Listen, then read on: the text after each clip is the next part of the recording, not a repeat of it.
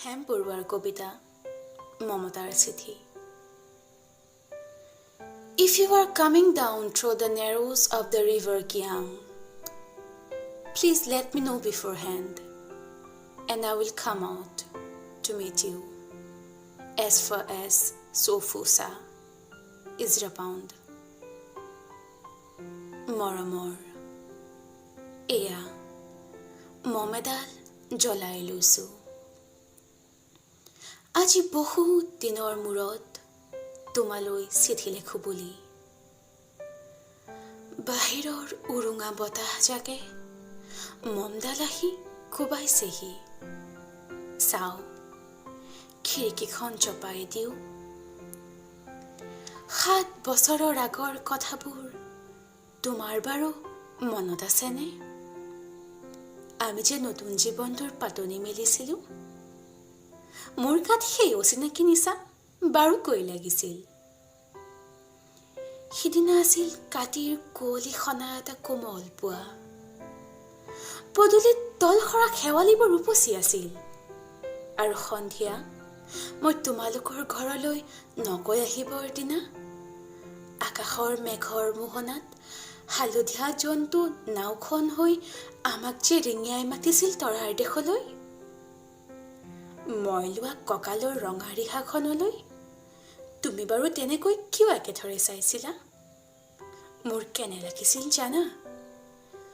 তুমি যেন কোনোবা দূৰ বিদেশৰ স্বপ্নাতুৰ আলোকৰ মানুহ, আৰু মই যেন তলসৰা এপাহ শেৱালি।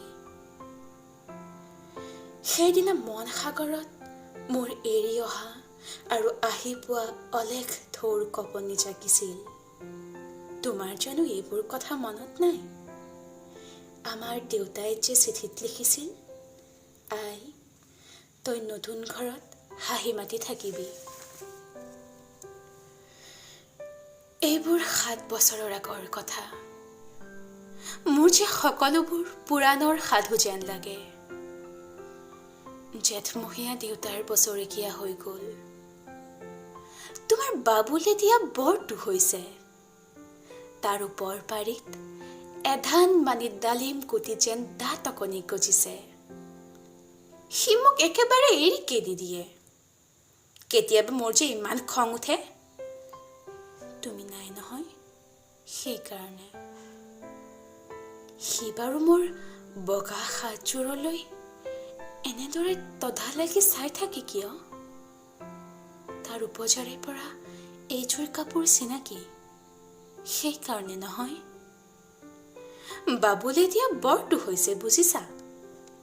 আৰু ডাঙৰ হ'লে স্কুলত তাক নাম লগাই দিম। স্কুলত থকা সেই সময়খিনি মোৰ যে বুকুখন উদং হৈ থাকিব ভাই। আৰু কি লিখিম? বিশেষ একো নাই। মোৰে শপত, তুমি যিদিনা উলটি আহিবা মোক আগতীয়াকৈ জনাবা দেই। মই ভোগ দৈয়েদি ভটিয়াই গৈ বুঢ়া লুইতৰ বুকুৰ পৰা তোমাক ৰিঙিয়াই মাতিম। তুমি যিদিনা উলটি আহিবা মোক আগতীয়াকৈ জনাবলৈ নেপাহৰিবা দেই। মৰম ল'বা।